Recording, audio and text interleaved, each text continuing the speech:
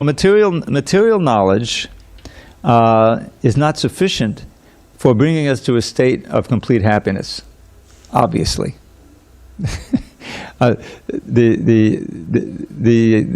reason why is because we ourselves are not material beings, although our body is certainly material, made of all kinds of, it's a very complicated machine. But we ourselves, our spirit, our consciousness within the body, that's the first lesson of Krishna consciousness. And the spirit and matter are ultimately incompatible.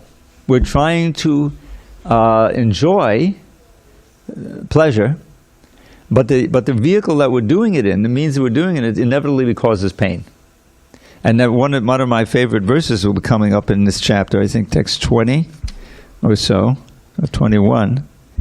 22. Yehi sang sparjija boka dukkha yonaya evate. It's a very radical statement, this statement.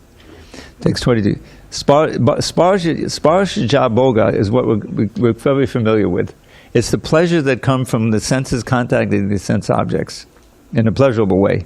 Now there's a whole other realm of pain, the senses contacting painful objects, and we try to avoid that, but we can't forever. But there is definitely pleasure in the senses contacting the sense objects. But Krishna says that that very pleasure is the source of your suffering. Why? Well, on a very basic level, the science of bhakti is based on the Vedas, and the basic principle there is that we're spirit, not matter, and that we never took birth and will never die as spirit. This is our real being. But we inhabit different bodies. The science of transmigration. We know the karma. Isn't there a saying in the thing, what goes around comes around? Right? That's karma, right? So that's pretty accurate. But what people don't know for sure is that going around and coming around goes over lifetimes. It's not just this life. I mean, it's obvious if you do something bad, you insult somebody, and they may punch you in the mouth. That's going around, coming back, Or it may take some time. But what's not so obvious is that this is being carried over from life to life, lifetime to lifetime. Because the basic principle of Sankhya, just analyzing our own being.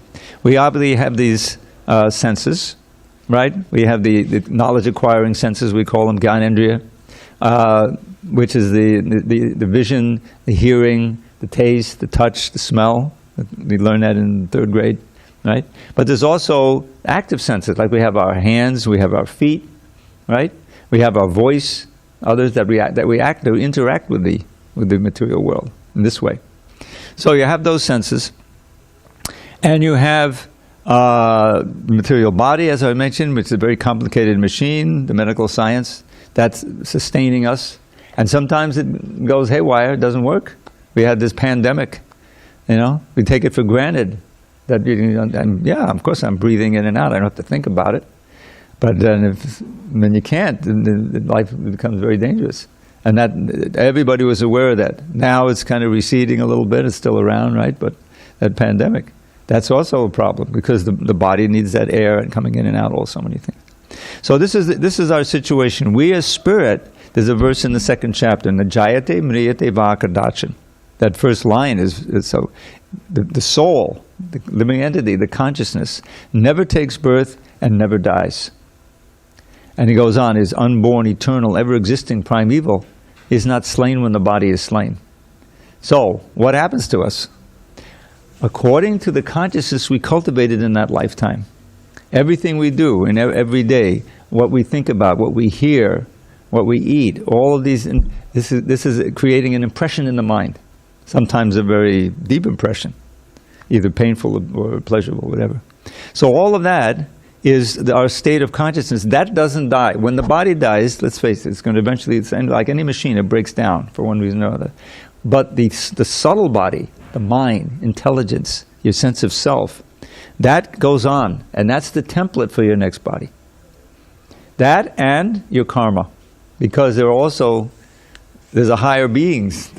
God is watching. And there's, if we're very vicious toward other people, and we're bad people, then there's no escaping the punishment of God, right?